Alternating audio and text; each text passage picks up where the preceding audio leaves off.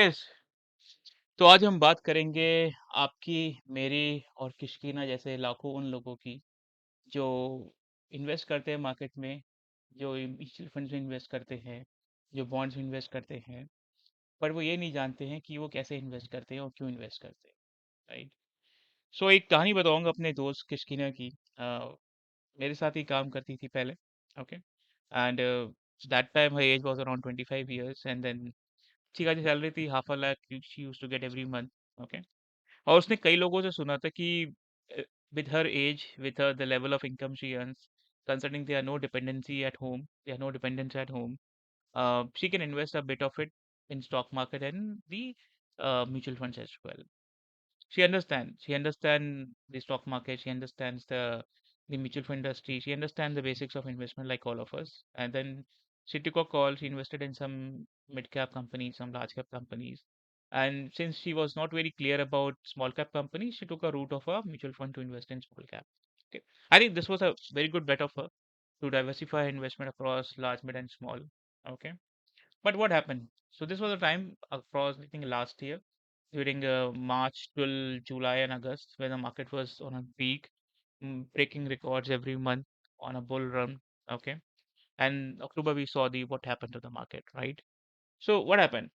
Next October, November, when the market got crashed, I think it was around 10 to 15% correction overall. Okay, what she did, though her investment choice was right, diversified across all three caps, but what she did exactly, and then the market crash happened when she saw the returns were coming down drastically, and at one point of time when she was in profit around 15%, 20%, the same time after 3 months she was at loss of 20%, she sold everything.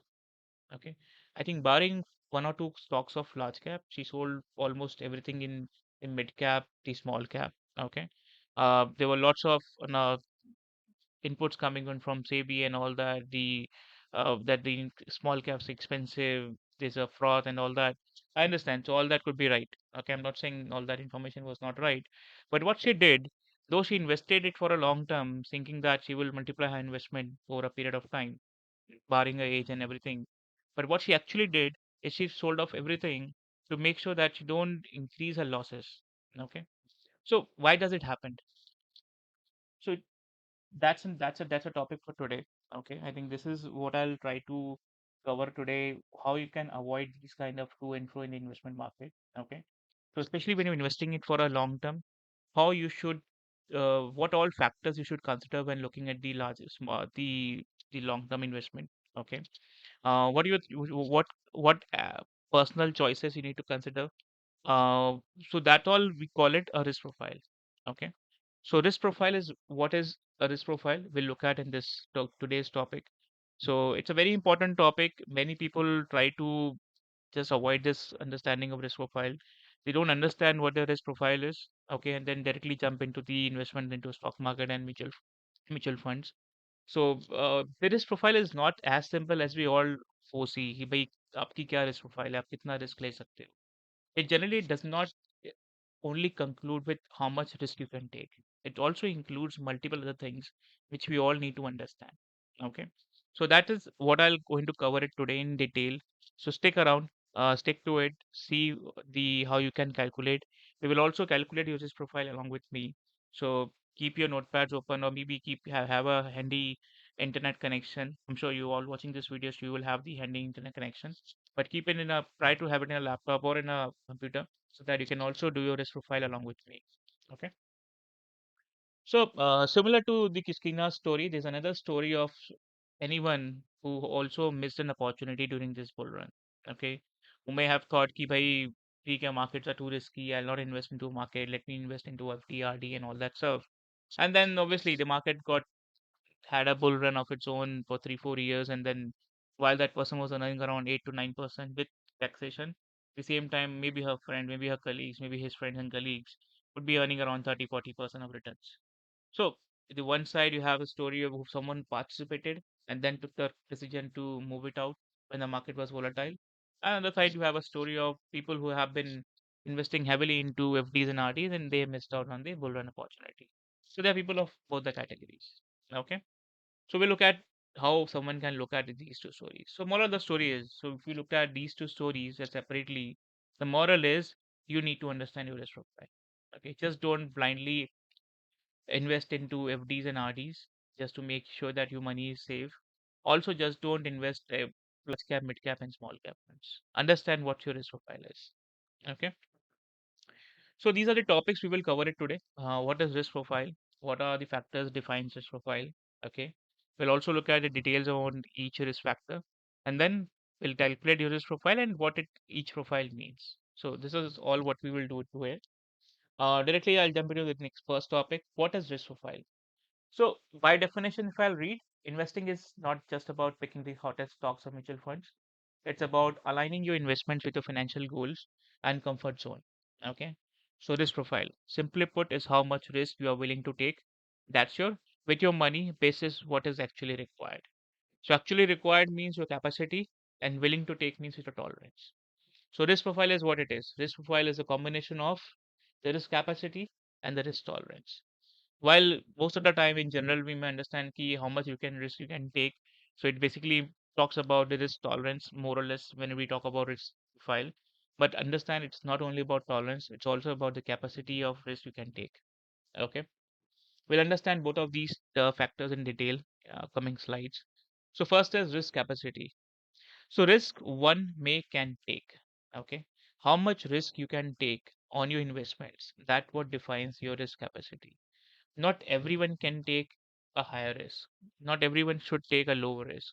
Okay. Even if you are 30 years old, and if I tell you like you are too young, you should take a higher risk. The answer is no. Unless you do your risk profile, you should not get your answers correctly. Okay. Because the situation may be different at your family. The situation may be different. Your income level may be different. Your number of dependents would be different. Yeah. Your number of people who are relying on you for your earning is could be different, right? Your expenses could be different. Your lifestyle could be different. So a lot many factors which are could be different for you versus someone who is of the same age, maybe with a higher income, or maybe with a lower income. So the age does not define your risk profile. What does it define this profile is your risk capacity and your risk tolerance. Okay. So risk capacity, it is the level of risk that an investor may take in order to achieve financial goals. It is largely dependent on the risk investor's age, profession, income, and financial goals. So these are like multiple other factors: your age, which profession you are, what are your income levels, and what are your ultimate financial goals. Okay. So, what decides my risk capacity? All right. So these are the basically six factors I want to highlight, which defines your risk capacity. First is the nature of job and business. So, what kind of job you're having? Is it a permanent? Is it a temporary? Is it a contractual? Or is it if you're into business, that what kind of business is this? Is it a seasonal business where you are dependent on like quite a few months in the year to for most of your earnings? Or is it a business which goes around the year? Okay, you don't have to worry about any seasonality. Is it a business which is too much dependent on the trend right now? Maybe right now there's too much how hype around pop culture, maybe something to do with the classic and all that. So that time it will be high, but when the time goes away, when the fashion goes away, then you have to again pivot your business. Second, it depends upon the number of dependents. If you are the sole earner in the family and you have a dependent like family, your parents, your wife, your kids, and everyone is dependent on you, then also it depends, and also it changes your risk capacity. Number of years to your retirement. If someone's saying I only have like 5 years to left for a retirement, if that person even wants to have a higher risk, may have a higher risk tolerance, I would stay still. You should not go for a higher risk tolerance because you only left with 5 years. What if the market goes down in 5 years and then you left with nothing? Or you whatever the corpus you have accumulated so far goes for a 50% toss. So that also needs to be considered. How much you're able to save on an annual basis. If you're not able to, let's say you're earning like 10 lakhs a year, but if you're not able to save even a 1 lakh rupees a year, then obviously you cannot take a higher risk because you're only saving like 50,000 bucks. In a 50,000 bucks, if you take like higher risk, then what will be left if in case the market goes the other way, right? Also, the existing level of savings. How much is your existing level of saving? How much you have saved so far? The annual saving means how much you're able to save. And existing level of saving means how much you have saved so far. Let's say you have 35 years of age, you have been like from 10 years you've been working, but you have not made enough savings in your life, then again the risk capacity will be differ for you. And then the investment objective. What are your investment objective? How much, like, what do you expect from your investments? You want your investments to grow up like 10x, 12x every year, or you want to make your principal, at least the principal should not go down any irrespective of what. So what's your ultimate goal? Or you want a sustainable sort of a source of income, like I am happy with 6 to 7% of incremental income on top of my principal. So what is your ultimate goal? What are you looking at? Okay. That is, so these six factors actually define your risk profile or risk capacity. Okay, which is just one component of your risk profile. Now, second is your risk tolerance. So, tolerance is an easy grammatical word to understand. So, like how much you can tolerate, how much risk you can tolerate. So, this has to do more with the personality of yours, okay, not with your lifestyle factors like age and dependence and all. This is more to do with your personality, okay. So, risk one can digest. How much risk you can digest? If I'm the person who earns a lot, but I don't have that capacity to digest the risk, I don't have that tolerance level, then irrespective of whatever my capacity, I'll still not prefer to invest into a risky investment, right? So this is what the risk tolerance is. It is the amount of risk that an investor is comfortable taking, or the degree of uncertainty that an investor may be able to handle. Okay, uncertainty means if something doesn't go as per the expectation, like you may expect the market to go like always up, giving you 12, 15% of return, but it may not happen every time, right? So how much you can digest, how much you can handle that sort of uncertainty, this is what most investors usually think and wrote about risk you want to take. Okay. So as I said earlier, risk profile has generally been considered as risk tolerance, but that's not the true case every time. It's also the combination of just capacity. So this tolerance is mostly what you think of risk profile. Okay. So what factors lead to the risk tolerance and who decides your risk tolerance? It's you. So you decide your risk tolerance, no one else, because it's, as I said, while risk capacity is defined by multiple other factors, which are maybe not in your control directly. Like you cannot control how many people will be dependent on you as part of a family. If no one else is earning, then obviously you are the breadwinner for them. Uh, you cannot y- as much as control your annual savings or maybe your yearly savings or your income level. It also depends on multiple factors, your education, your experience, your background, and all that stuff. So while those factors are not directly in your control, this is more or less, I would say, in your control. You can customize your risk tolerance level. You can with certain attributes you can change your behavior. You can change your understanding on your tolerance level. You can also develop your risk tolerance. Okay. So what decides? So understanding of investments. Okay. So this is the first important point which decides your risk tolerance. If you are someone who understands the market, who understands how the stock market works, how the equity market works, how the bond market works, then definitely there's some chances that your risk tolerance level will be little higher. Because then you will understand, okay, if today the market goes down by 20%, it will not going to be there forever. Right? There will be a time when the market will improve, where the market will again go for a bull run. We'll again have some sort of returns coming in. So every ups and downs are not meant for a long term. They've been there for a short term, medium term, and eventually they'll come up. Okay. Even if the market is going up from 2000 after COVID until I think from 2021 till 2024, the markets were on that one way ride only. It was always going on up. Okay. But now that's not the case. Eventually, we got that way where the markets have corrected by around 20%. Okay, with the tariff coming in, there was again the market correction happened for around like the one day. I think for 3rd or 4th of April, the markets corrected by around again 5 to 6% single day. Okay, so the lowest in the Europe and Asia, but that's what the correction level. But again, as soon as the tariff things got settled down, it again went up. So these things will keep happening. So this thing will only be able to understand if you have a fair understanding of the investments. Okay.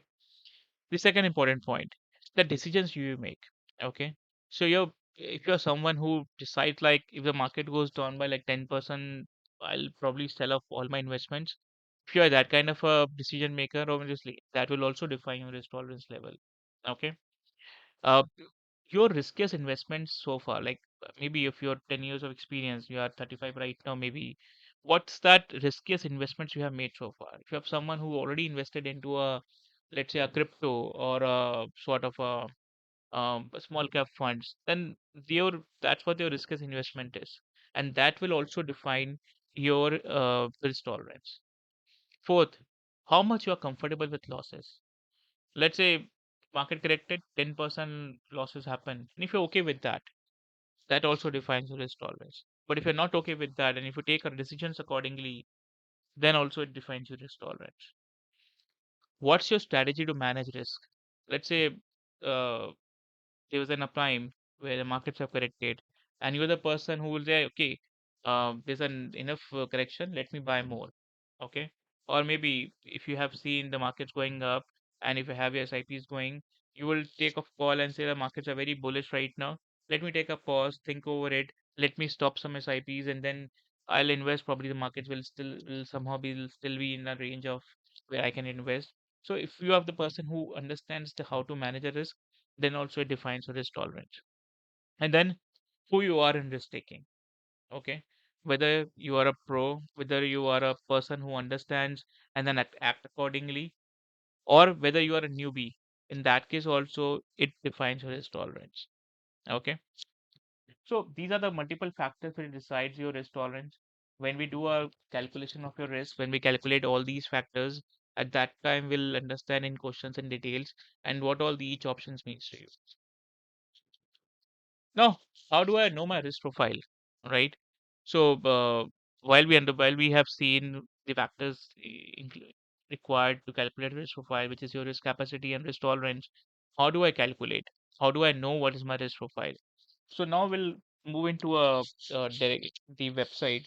We'll see how to calculate the risk profile. Okay, so here we are on the risk client risk profiler calculator. So this is a calculator we are using today. I can share this link with all of you. You can use this link. Okay, or you can download this. You can look at this link, risk profiler. I'm using it one from the Deutsche Bank. Okay, you can all look at this. Search for the website. You can also find this link on the description. Okay. So what you can do first, you can enter your name. So I like wisdom of my channel name. I'm writing over here. Okay, and then you can enter your date of birth if required, otherwise it's not required for you to calculate. Okay, you can simply go and select like what is your service business or your student homemaker retired. So let's consider like most of the people watching videos are like from service, so I'll enter service over here. I'll enter there's a questionnaire. So this questionnaire is designed to help you in identify your investment approach that could generally suit you. Okay.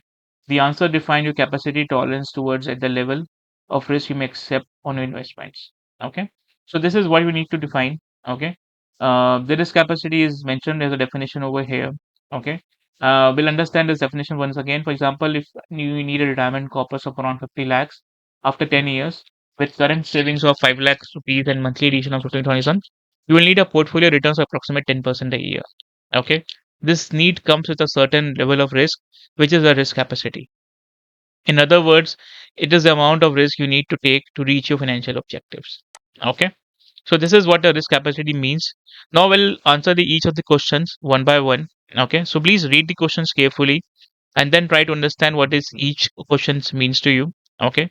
So the first question is your present job or business is. Okay. So what's your present job or business is like? Are they less secure? Is it like relatively secure? Is it secure? Does not matter as you are can easily find a good new job career. Does not matter as you can already have enough wealth.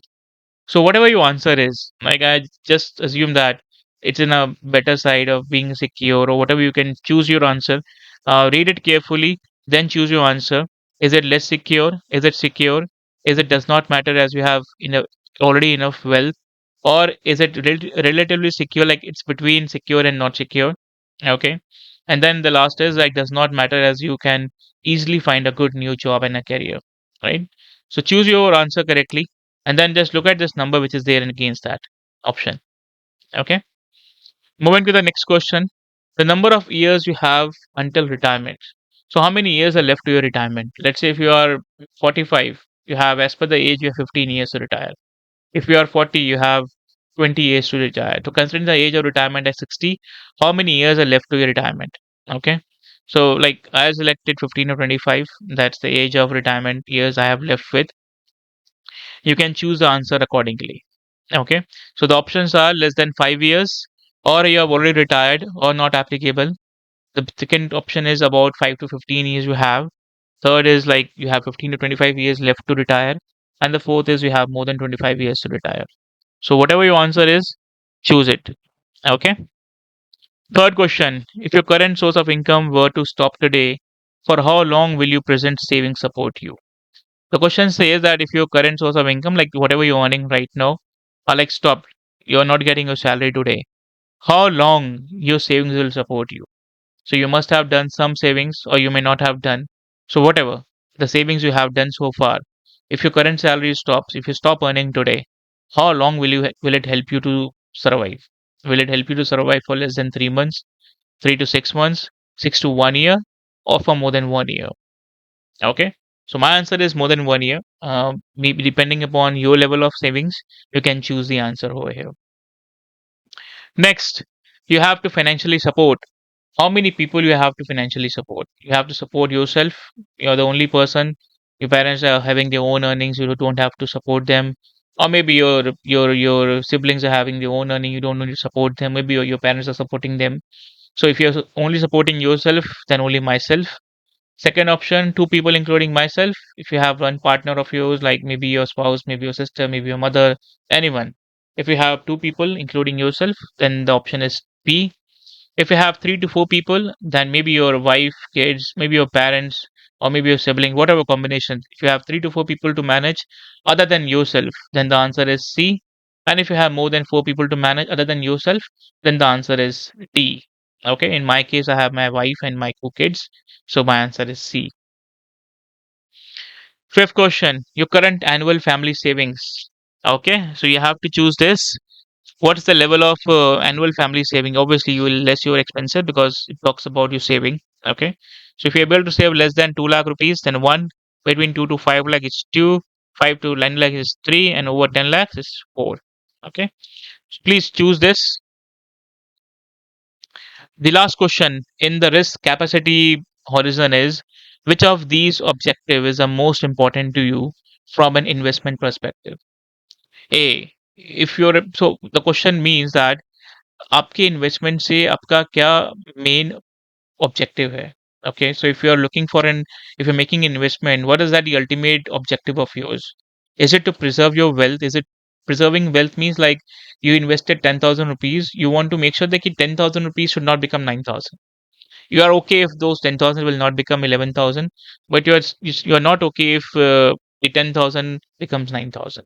Okay, so that is mean like preserving wealth. The principle should remain static. Principle should not be disturbed. Okay, if that's your option, then that's A. If B, if your objective is to generate regular income to meet your current requirement, like regular income, sort of like 6 to 7, 8% of regular income you want to earn from your investment, then that's an answer to B. If you want balanced current income and long-term growth, like somehow you don't want to be too risky or too safe, you want to be somewhere in between. So that's what like balance in the current income and the long-term growth. Or if you're a long-term growth player, you can take a long-term bet. You can and or take a higher risk. You can take a long-term bet. Then obviously the answer is D4. So now you have done these 6 questions, and all of these questions against that you have a number. Okay, so what you need to do now, we need to sum this number. So for the first question, since my option was C, so this is 3. And for the B, second question, the answer was C, which is 4. So 3 plus 4, 7.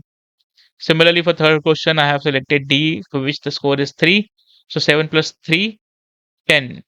Now again here I have 1, so 11. Now here I have 6, so 14. And here I have 4. So 14 plus 4, 18. So the answer is 18. And now we look at against the score of 18, how much is the risk I'm taking. So here you can see the risk capacity and tolerance ka score. The first table is for the risk capacity. So I have a score of 18. So my risk capacity is high. Okay. Your risk taking capacity is high due to your earning, wealth, and the financial goals and or time available to fulfill them. You may withstand losses for on risky investments without a very significant effect on your current status. Therefore, you have capacity to take higher risk on your investments for equally high returns or losses. Okay. For example, if your term of score is 10 to 17, then your risk capacity is medium. And if your score turn out to be between 2 to 9, then you have a low risk capacity. Okay. So whatever the number is, just mention it over there. And then basis on that, update what is your risk capacity. Is it high, medium, or low? Okay. Hope you all have done. I'll move on to the next factor of risk profile. That's risk tolerance. Okay. So risk tolerance basically is your personality, is your attitude towards your investment, and how do you conduct yourself. So that was the risk tolerance. And again, like just like risk capacity, here also we have 6 questions for which we need to answer. The questions are a little complex, a little complicated to understand. So please read it carefully, or you can also do it along with me. So the first question reads, which of the following best describes your understanding of the investment market? Like you have to rate your understandings on investment market. Okay. In the 3 sentences that are written over there, just read them carefully. An experienced investor constantly keeps up to date with the investment market, have exposure to various asset classes, and fully aware of the risk involved to gain high returns. If you're this kind of personality, if you understand, if you're an experienced investor, you have enough experience of investing into market, keep yourself updated with the investments. You uh, maybe you by reading newspaper, looking at the television, and all that stuff. If you have enough exposure to various asset classes and you're fully aware about the risk, then you're someone who is on the higher side of it. So you please select the option A. Okay. B, if you are someone who is like awareness of the financial market is limited, you don't have enough information, but you still have some basics of it, and which has been could be passed by the broker or the financial planner, or you rely on the professionals to keep me updated, then you are someone who's like medium updated. You need to select the option B. If you are someone who is having no awareness, nothing about the stock market, equity market investments, however, want to build my knowledge and understanding, then obviously you can select one. So the question number 7, which is the first question for risk tolerance, talks about your understanding on investment market. Okay. So answer it accordingly. If you are a pro, select the option A. If you're someone who understands the basics, select the option B. If you have no little to no awareness about the market, then select the option C. Moving on to next question.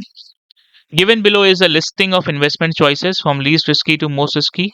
Which is the riskiest option you have invested in? So like all these are 6 and different types of investment options available in market. You need to choose which is the most riskiest investments you have made so far. Like if you have, for example, if you have made investments into fixed deposits, recurring deposits, and let's say bonds, then out of none of this risky, but bonds is slightly more riskier than the FD and RD. Okay. For example, I'll go by the options itself directly now. So the option A says saving account, fixed deposit, and money market. Okay. If you've invested in any of these sort of investments, then select the option, and this is your highest level of risk. Then select the option A. Bonds or debt mutual funds, if you invested in any of these two funds, and that's your highest level of risk, then select the option B. If you have invested, let's say, into a saving account, you have some money, you have debt mutual funds, and you also have equity mutual funds, then your most riskiest is equity mutual funds. Select the option C.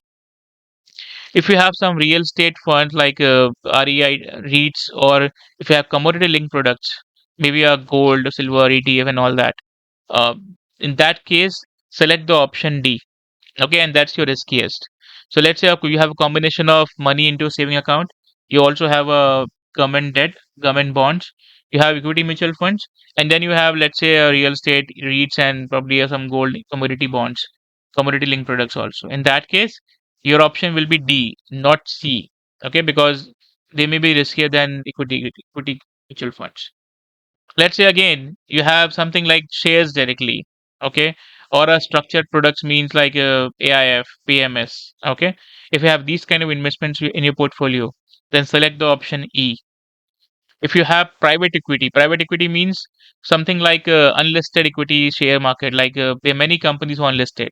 For example, Oyo, okay, is unlisted right now.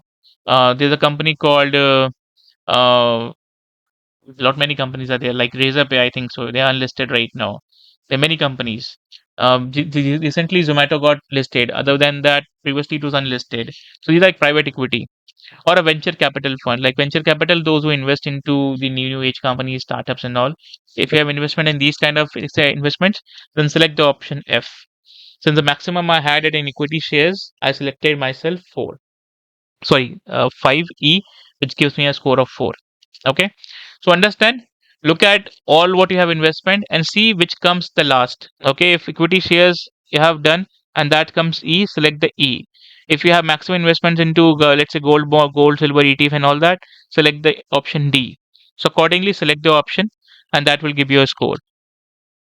Moving on to the next question, you prefer strategy of managing investment risk is do not want to reduce it as investments risk leads to higher returns over the long term. Okay. So whenever there's a risk, you do not want to reduce the investment risk. Okay, because you understand that higher the returns will require over a longer term. Okay.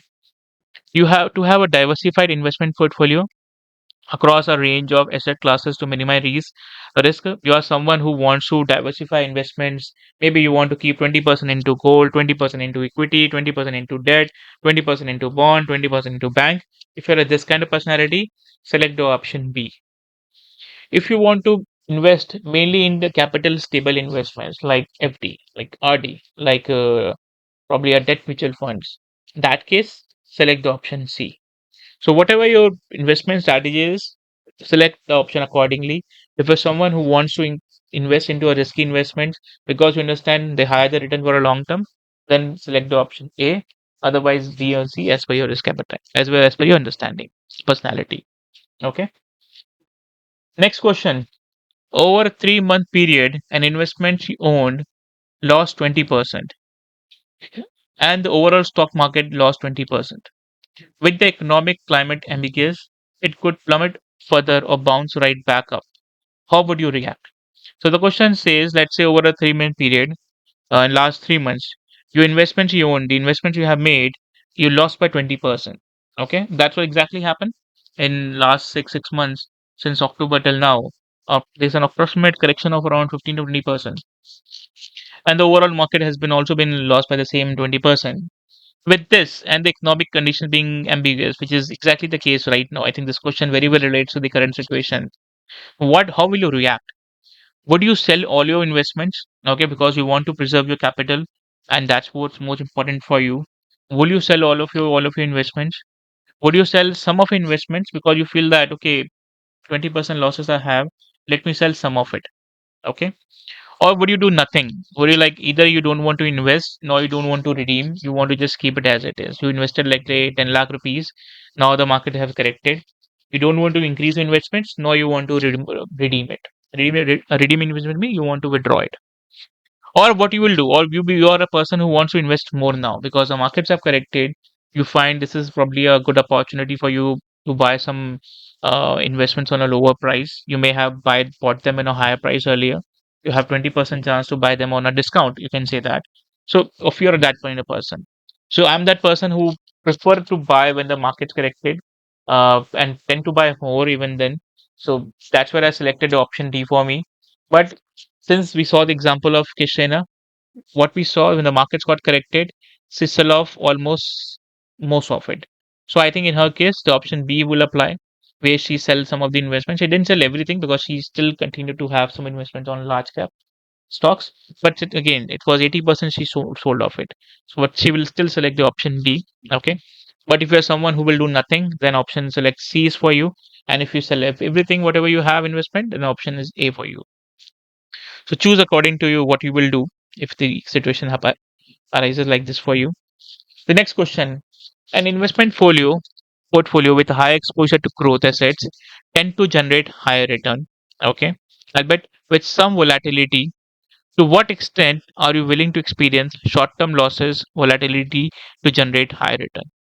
Like obviously, the investment portfolio with high exposure to growth always tend to perform better, right? वहाँ पे growth assets are there more, the expectation is higher the risk, higher the return, sort of a thing. Obviously, when that happens, there would be some volatility as well. So this question is asking you how much risk you are, how much comfortable you are in experiencing that volatility. Very comfortable. I understand the higher returns can may come with risk or fluctuation in the short term.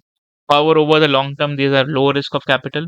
If you are very comfortable, like I'm the person who is very comfortable with the risk because I understand because I'm the investor for a long term. I understand that in short term, in a cycle of 1 or 2, 3, 4 years, there could be some volatility in the market. Okay, that may go as long as 3 to 4 years, as short as 1 or 2 months. Okay, but if you're somewhat comfortable assuming there's a limit to the volatility, maybe you have set something in your mind like, yeah, 20% is still fine, but अगर 50% correction हो गया तब मैं सब बेच दूंगा, ऐसा कुछ है. If you have somewhat comfortable, then you can select the option B. If अगर आप थोड़ा comfortable हो, मतलब ठीक है, अगर 2, 4, 5% मार्केट करेक्ट होता है, I'm still okay, but should not be more than 20%, more than 5%, 10%, वैसा है, then select the option C. If you are more comfortable in investment having minimal volatility, like कोई volatility नहीं चाहिए, you don't have any comfortable level with that, then select the option D.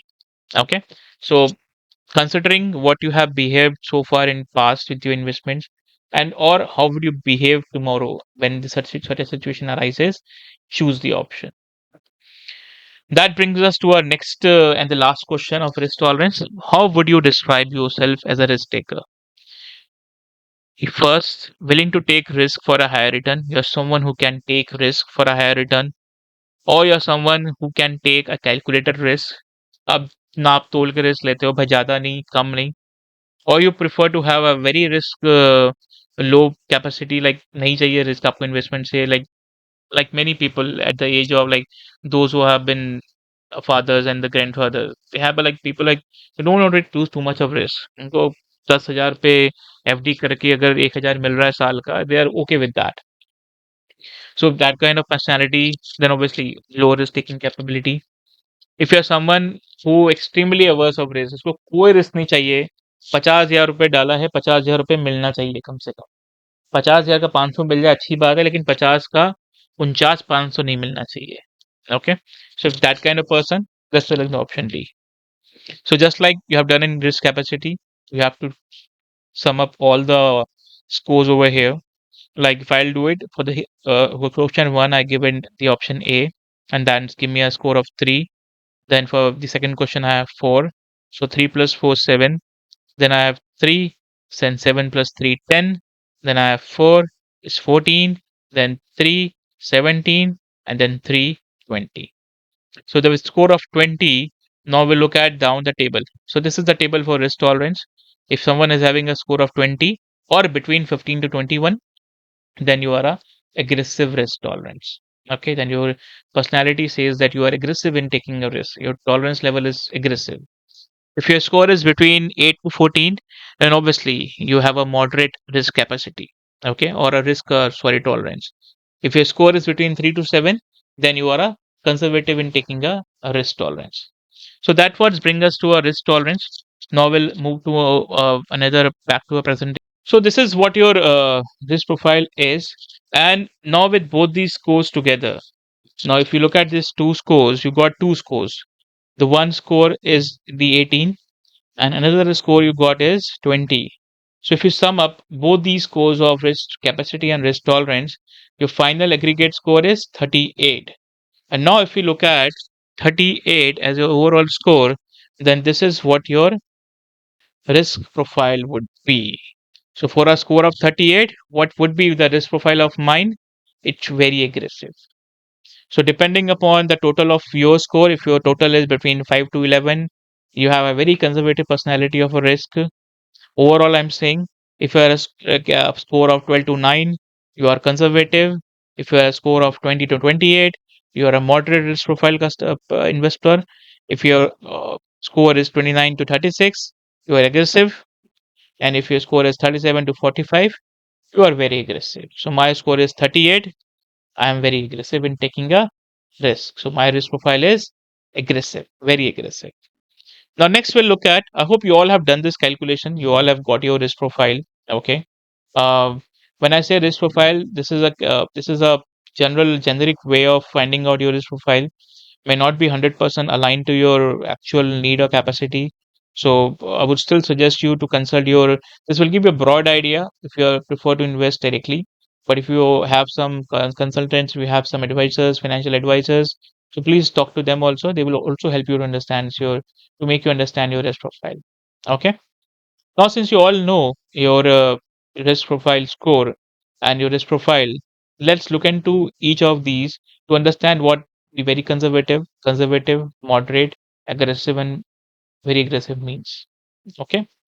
So first is if you are very conservative, okay, then you have a very low earning expectation. You are not expecting too much of returns from your investments. You have no investments with heightened risk. There are nothing you have invested so far which is a very high risk. Okay, and you have very little willingness to lose capital. You are someone who wants to keep the principal as it is without taking any risk. You're okay not to earn any profits on top of it, but you still don't want to lose the principal. So in this case, these are the generally preferred investment options available for you. You can either keep your money into the bank FTs and RDs. You can buy certain government bonds, okay, which are of very high rated bonds, maybe issued by RBI or central bank or state bank, central government or state government. Or maybe you can also prefer to invest in gold and silver. Okay, so these are the investment choices available to you. Next, we'll look at the people who are conservative. Okay, so you are seeking stable earning. You are not someone who wants to be very secure in terms of your principal, but you are still not too comfortable taking a risk. So you have been somewhere in between conservative and I would say moderate. Okay, and you have partial investments. You have some amount of investments into the heightened risk possible. Okay, and you have a little willingness to suffer losses. You are okay, like short term maybe 3 to 4% of risk is fine, but should not be more than that. So if that's the case, the other three options of investments remains as it is for you. The add-on would be the mutual funds. You can add on to your mutual funds a debt mutual fund. You can invest into debt mutual funds for your investment purposes. Next, we'll look at the moderate. So moderate means those are looking for a balanced sort of a risk. You're okay with taking some level of risk for a sake of higher returns. Okay. So you're seeking earning above market average. So if market is earning around, let's say 3 to 4% saving account, you expect little more than 3 to 4%. Okay. You have a mixture of investment with low or high risk, and your willingness to take a risk on capital. Like if the very conservative was okay taking a risk of 3 to 4% on the principal, you're okay to take around like 8 to 9% of risk on your capital. If that's the case, along with the other options, you also have an option now to invest into equity mutual funds. There are many equity mutual funds who invest into hybrid sort of funds like balance advantage, multi-asset, multi-cap, flexi-cap, income advantage, a lot many investment mutual funds which are hybrid of nature and may give you a balanced returns over a time. Fourth, if you are someone who is aggressive, who wants to take higher returns, higher earnings, and you have large investment pool into a heightened risk, you're also have increased willingness to take on risk on capital. Maybe if moderate guy can take around 8%, you are okay having 15% risk on your capital. So if that's the case, you also have an option to now invest into a, a structured investment option like maybe PMS, maybe AIF, which are more riskier than the normal mutual funds. Okay. The last option, very aggressive. You are super aggressive. You want highest of your returns. You want like, okay, I want 25% returns, 30% returns. I'm okay taking that much of risk on my capital also for a short term because you understand you are there for a long term. You are there for like 6, 7, 8 years. You're not going to withdraw your money in a short term. You're not so impulsive. You have tick mark all the questions you have been asked in the risk capacity, risk tolerance. You have lifted. Okay, so if you have answered those questions correctly, and if that's number which is we have which will bring you to a very aggressive, then this is the investment options available for you. While the other investments are still there with you, you also have an option to now invest into REITs, into alternate assets, into private equity. In all that fund, you should do it. Okay, so this is all what we have understood so far. Okay, and we have seen what is risk profile, why the risk profile is important. It's not very simple as it's been generally perceived कि कितना risk ले सकते हो, that's what your risk profile is. It also comes with the capacity of risk you can take. And by personality traits, you can define your risk profile number, and that risk number will tell you about the sort of a risk profile person you are. So please go through it carefully. If you haven't calculated risk so far, please do it again. Replay that video. I'll share the link over. It's there in the description box. Please there calculate and then comment what your risk profile is. You can simply comment your score or your probably a risk profile. And if you have any questions, please do comment as well. I make videos on finance content. There are a lot many videos already available in my channel. Please go watch, and if you feel them worthful for you, please subscribe to my channel. Thank you so much.